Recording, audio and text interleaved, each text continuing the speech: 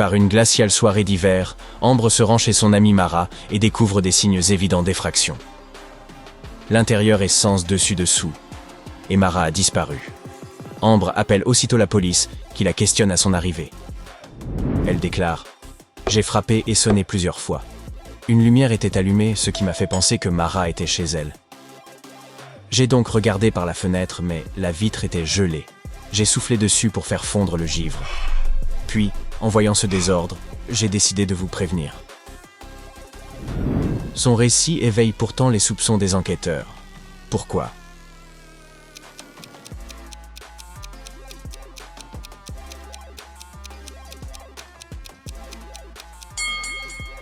Le givre aurait dû recouvrir les deux faces de la vitre.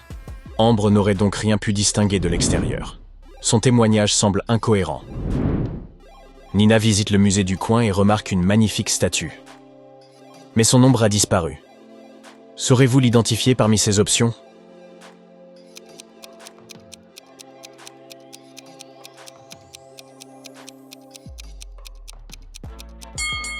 Seule la deuxième ombre correspond parfaitement. Karl est un magicien légendaire. Olaf, son fidèle serviteur, est à son service depuis plus de 30 ans. Désireux de le remercier pour son indéfectible loyauté, Karl lui dit « Formule un vœu, je l'exaucerai. Tu as une journée pour y réfléchir. » Fou de joie, Olaf rentre chez lui pour solliciter l'avis de ses proches. Sa mère, aveugle, lui demande de retrouver la vue. Son épouse, stérile depuis des années, espère un fils. Quant à son père, il aspire à la richesse et insiste pour qu'Olaf souhaite décrocher le pactole. Le lendemain, Olaf retourne voir Karl et formule un vœu unique, qui comble pourtant les 3 souhaits familiaux. Quel vœu a-t-il bien pu faire ?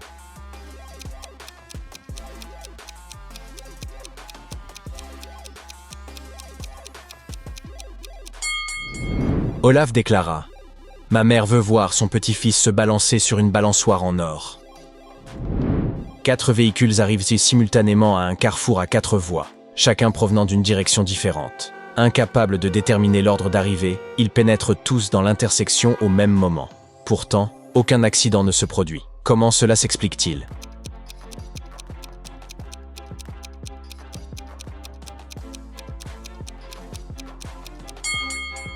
Toutes les voitures ont tourné à droite. Une grenouille tombe au fond d'un puits de 30 mètres. Chaque matin, elle grimpe de 3 mètres, mais elle glisse de 2 mètres chaque nuit. Ainsi, au début du premier jour, il lui reste 30 mètres à parcourir. Au début du deuxième jour, il lui reste 29 mètres, et ainsi de suite. Combien de jours lui faudra-t-elle pour sortir du puits ?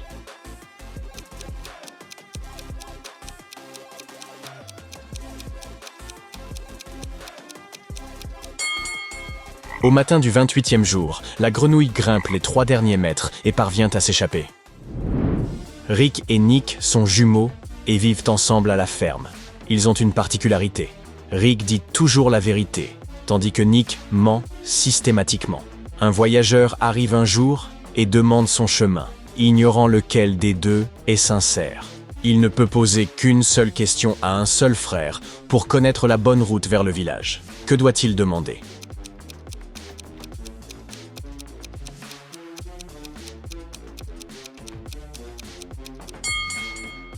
Il devrait poser cette question à l'un des deux.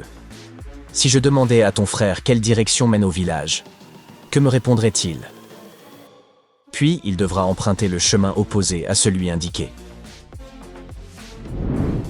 Pouvez-vous repérer une réplique de cette clé parmi celles proposées ?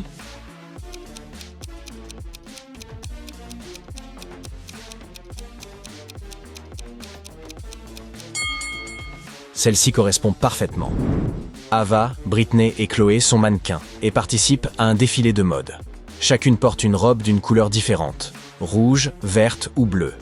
La vedette du défilé portera une robe rouge. Voici ce que l'on sait avec certitude. 1. La robe d'Ava n'est pas rouge. 2. La robe de Chloé n'est pas verte. 3.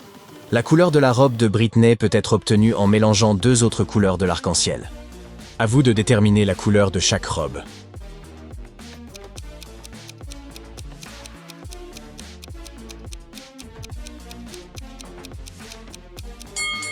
Commençons par Britney. Sa robe est d'une couleur obtenue par le mélange de deux autres teintes de l'arc-en-ciel. Seule la robe verte répond à cette description, étant issue du bleu et du jaune. Ava ne portant pas de rouge, sa robe est donc bleue. Il ne reste que la robe rouge pour Chloé, ce qui fait d'elle la vedette du défilé. Le professeur Thompson, chimiste de renom, a été enlevé dans son laboratoire.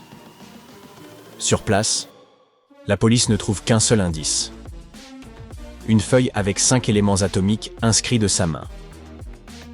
Nickel, carbone, oxygène, lantane et soufre. Selon le garde, seules 3 personnes ont rendu visite au chimiste ce jour-là. Sa sœur, Laura, son collègue, Nicolas et son épouse, Thérèse. Les enquêteurs arrêtent aussitôt le coupable. Pouvez-vous deviner de qui il s'agit ?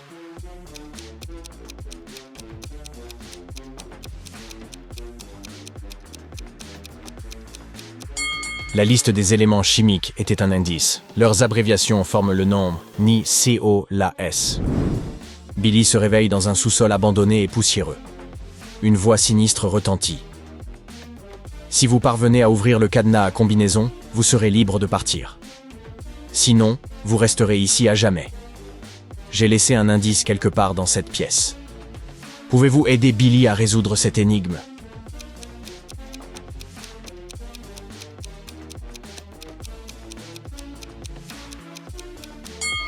Ces boîtes devraient vous permettre de trouver le mot de passe. Monsieur Pignouf se promène sur la plage et remarque plusieurs embarcations. Toutes, sauf 2, sont bleues. De même, toutes, sauf 2, sont rouges, et toutes, sauf 2, sont blanches. Saurez-vous déterminer le nombre de bateaux présents pour chaque couleur ?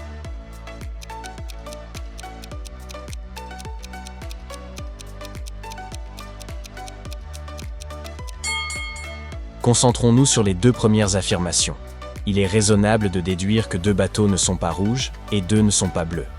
L'un des bateaux qui ne sont pas rouges peut très bien être bleu, tandis que l'un de ceux qui ne sont pas bleus peut être rouge.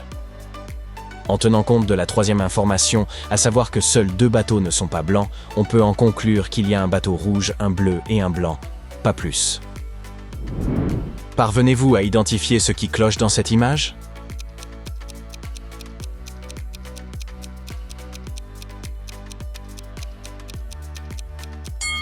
Pourquoi une chaussette est-elle suspendue ici ?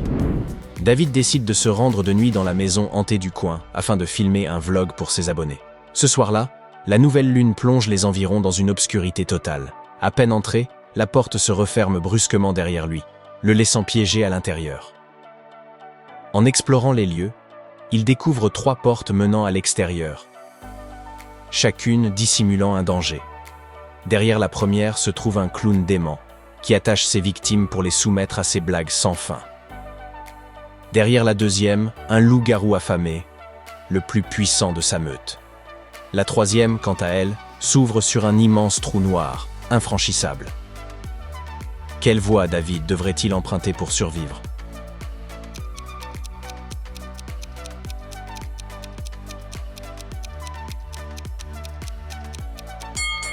La seconde porte est la seule option raisonnable. En l'absence de pleine lune, le loup-garou demeure inoffensif. Pouvez-vous repérer ce qui cloche ici ?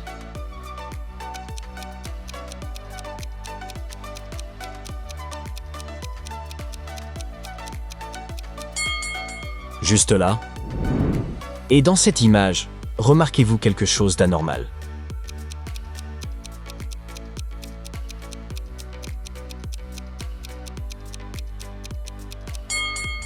Le chiffre 5 est absent.